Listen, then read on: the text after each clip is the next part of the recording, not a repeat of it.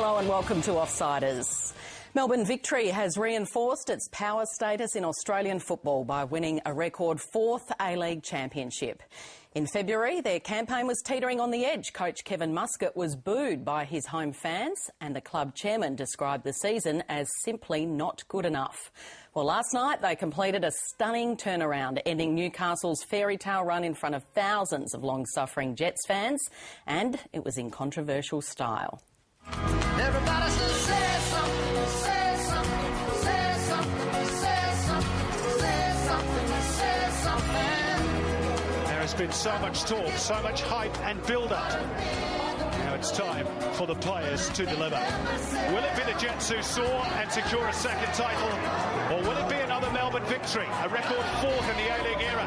We're about to find out. Who met it at a far post, and it's Barbarousas, and it's touched in, and Victory have the advantage. It's the earliest goal ever in a grand final. And that's offside. He's clearly offside. I mean, are we using VAR or not? Whole ground rises for Tratos. It's the mature Lawrence Thomas has been absolutely cleaned up. And there's going to be a red card. That's madness. Oh, dear. Oh, dear. And there it is. Kevin Muscat's team are the record breakers. A fourth championship for Melbourne Victory as 30,000 Newcastle hearts are broken. And it will be a very happy trip back to Victoria for all those in navy blue. So Melbourne Victory becomes the lowest ranked team to win a grand final after finishing fourth. Waleed Ali, it was a typical big game performance from a very experienced football club. Yeah, so they've won more trophies now than anyone else. They will be delighted to point out that they've gone to more than Sydney FC, who are level pegging, having won the premiership but not the championship earlier this season. Firstly, though, I think we should say what an event. And well done, congratulations to the people of Newcastle for making it that. And in some ways, this was the grand final that the A-League needed but didn't deserve after what's been a pretty torrid season. You just had the feeling that there was energy coursing through this whole event, which was snatched away with the first goal. The goal, obviously controversial, but I would argue the result wasn't. I think Melbourne Victory did, in the end, outplay Newcastle. Having been outplayed for the first half hour or so, but then they took control in the midfield, and in the second half, Newcastle just didn't give a yelp, and I think it was a deserved victory from a team that has been really good throughout that final series when it really mattered. Can I just pick up on what Waleed said there? And I think all credit to the people of Newcastle. And watching the Twitter feed coming through, I was actually watching it in Melbourne last night, waiting to hear the celebrations on the streets, fireworks, tooting horns when the game was over. But, yeah, they certainly did make it. They really deserved it. People that were in the crowd, even supporting Melbourne Victory, were saying what an incredible performance from the people of Newcastle. Well, 100,000 fans when you take into account the live sites. And I actually was speaking to someone from Newcastle yesterday who said if you wanted to escape it and go to the movies, they were showing it at the movie theatre for $6. But John Stanley, you are a very proud New South Welshman, and Newcastle got done, your Swannies got done, and your Waratahs got done. You've just picked yourself up off the fetal position. In fact, the worst of those losses was Friday night by the Giants. We won't mention that. But look, it's interesting you say that because last night was meant to be a celebration of Sydney FC. They actually relayed the surface at Allianz Stadium for the two finals they were expecting, the preliminary final and the grand final. It was sitting there in darkness last night. You wonder how many people would have gone if it had been played last night in Sydney, because they were replaying leading into the game the 10-year-ago game between Newcastle and Central Coast, where the football stadium was completely packed. We know that for the preliminary final, the Big Blue, it was a wet night, but they got about 20,000. Yeah. Which is a very disappointing crowd. So Newcastle has picked up what was, as you say, a very disappointing season. You do, though, mention champions and premiers, because the culture of soccer is the A-League and Sydney Australian soccer is still struggling with that. So is the team that wins the most games, finish 14 points in front, they're the premiers. So which carries more kudos, champions or premiers? I think you want to win the grand final. When there's a grand final on offer, got the top of the table. Oh, this is the old-fashioned, yes, Melbourne v Sydney rivalry we've got sitting right here. If you offered me, as I am a Melbourne Victory supporter, full disclosure, if you offered me finishing on top of the table and losing the grand final, there is no way I would take it. Unless, of course, you finished top of the table and it was Sydney FC that had won the grand final. Oh, we finished top of the table plenty of times. I think you can use the Wanderers as an example. I've talked to Wanderers fans. Would you swap one of your Premier's plates for a championship? They'd say yes.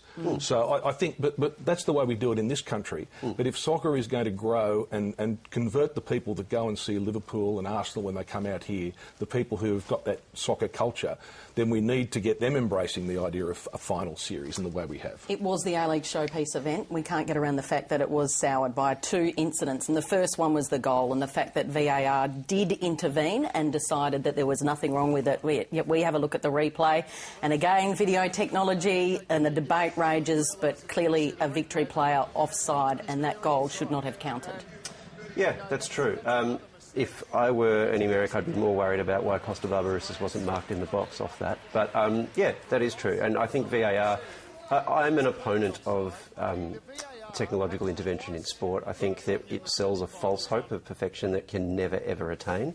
It doesn't ever remove human error. And when it is used well, it usually causes intolerable delays in the game anyway. So the end product that you're chasing ends up being a bit of a mirage. I just don't think it's very good. So I can't stand the whole intervention. I think it's been a bit of a disaster in the A-League all season. That was a bad call, and a linesman probably should be picking that up in the first place.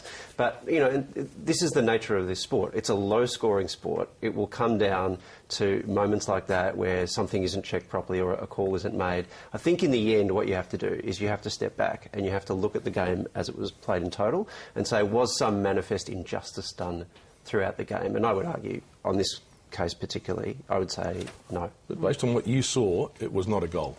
No, that was offside. So the VAR should... I mean, it was human error in the box. Yeah.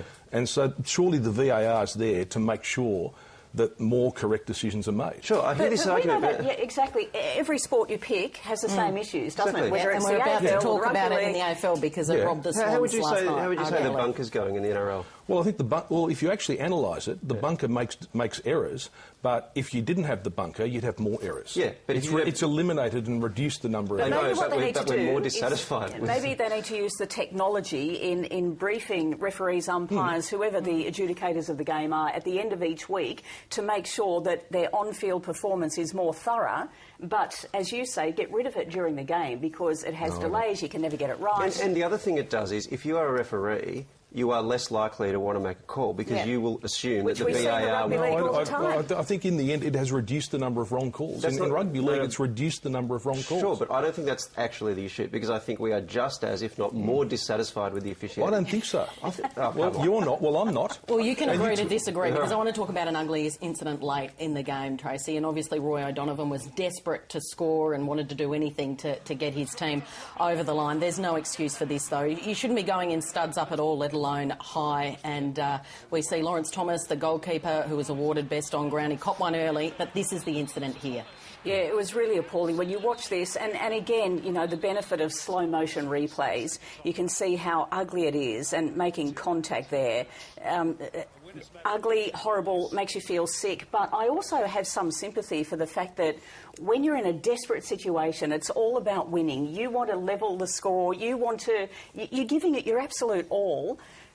You haven't got time to make those sorts of decisions and to think he's going to jump at exactly the same point that my leg's going up and my foot is going to But when your leg's with his going up head. that high and you're going studs first, that's completely unacceptable. I reckon that's the foul of the century, isn't it? Yeah. I mean, that's awful. When you go for studs off at that ugly. level, this was up here. Yeah, exactly. If there were redder cards, he would have gotten one of those.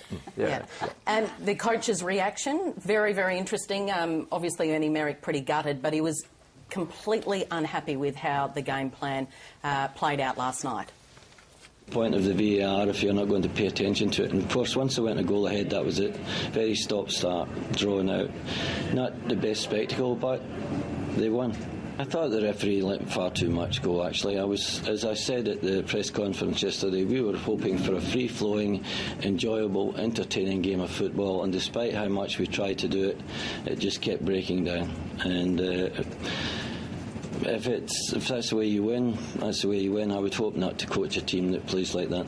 I think the answers in my responses, comments like that aren't worth a response.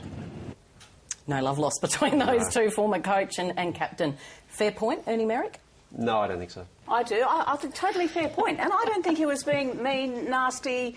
He was just saying we wanted to play this style and, to be honest, all credit to the other team for shutting that style down and winning the game. But I don't have a problem with him expressing the view that they had hoped for something different. This is the nature of the sport. It's contrasting styles. That's actually what makes it interesting.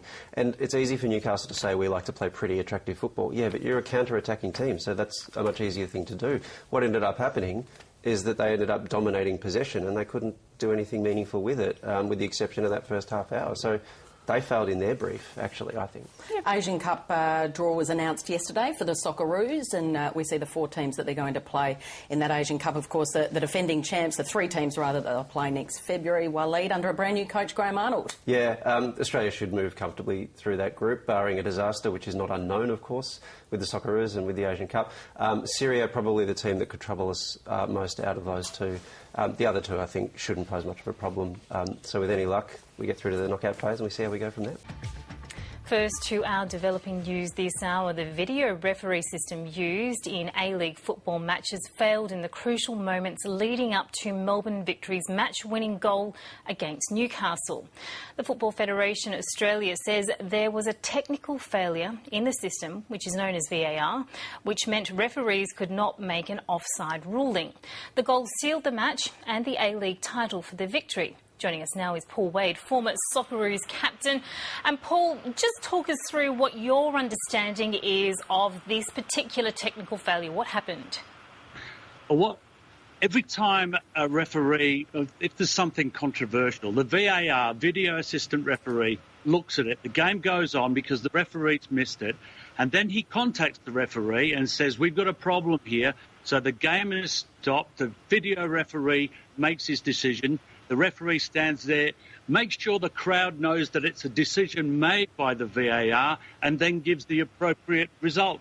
Now, nothing was done with the VAR. I suppose the referee was waiting to find out if he had missed anything. So who do you blame?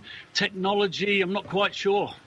But Paul, this isn't an isolated incident as far as the VAR is concerned. So is it fair to say that this system is actually a failure?